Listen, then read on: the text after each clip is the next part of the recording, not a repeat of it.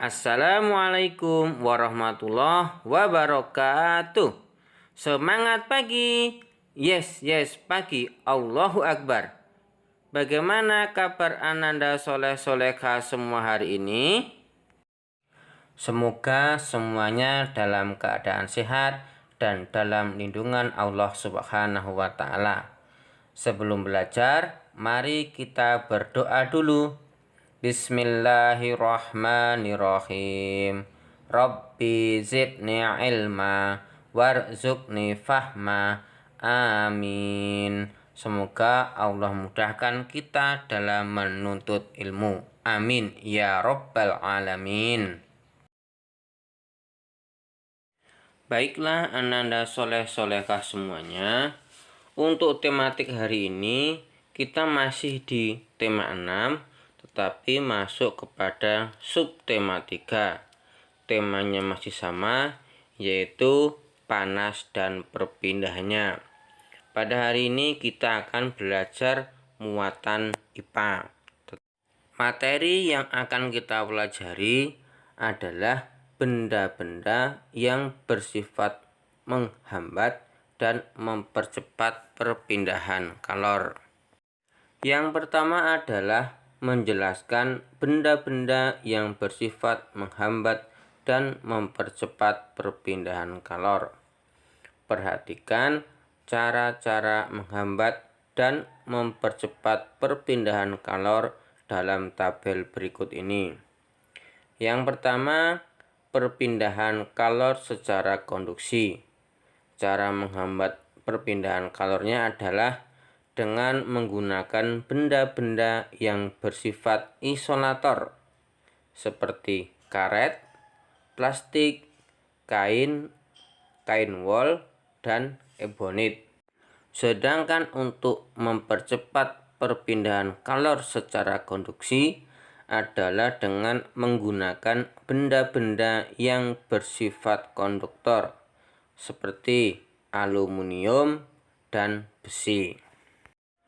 Untuk perpindahan kalor secara konveksi dan radiasi, cara menghambatnya misalnya adalah dengan menjauhi atau memadamkan sumber panas.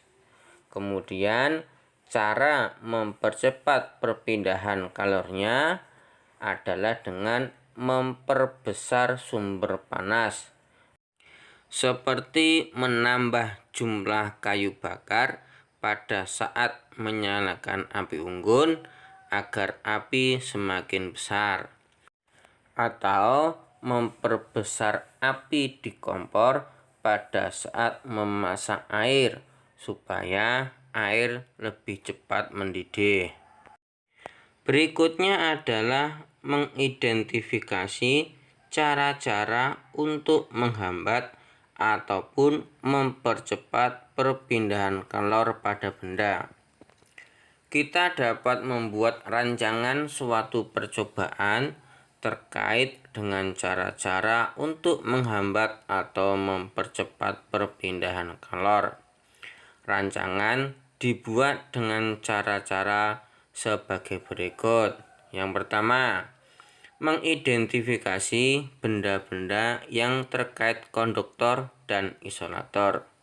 Yang kedua, menjelaskan cara kerja benda-benda konduktor dan isolator tersebut. Dan yang ketiga adalah menjelaskan pula apa yang akan terjadi jika tidak ada benda konduktor dan isolator. Benda apakah yang ada dalam gambar itu Ananda Soleh Solehah semuanya?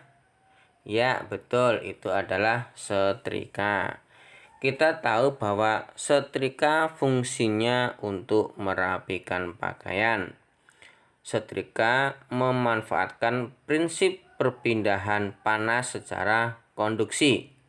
Ya, sumber panas berasal dari elemen yang dipanaskan.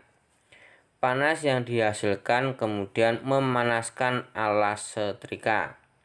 Alas setrika merupakan logam yang bersifat konduksi.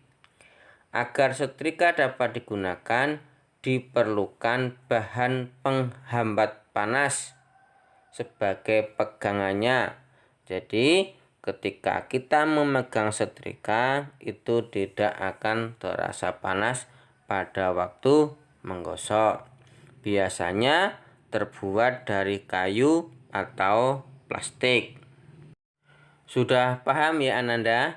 Ya, itulah kenapa setrika pegangannya itu terbuat dari plastik supaya ketika menggosok atau menyetrika pakaian itu tidak terasa panas.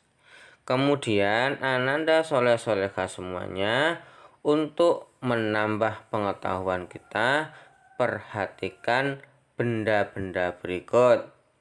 Ada 2 benda yang sering kita jumpai di rumah. Kemudian Ananda soleh-solehah semuanya, sebutkan benda apakah itu dan bagaimana cara menghambat perpindahan kalor. Tuliskan analisamu ke dalam tabel yang seperti pada gambar.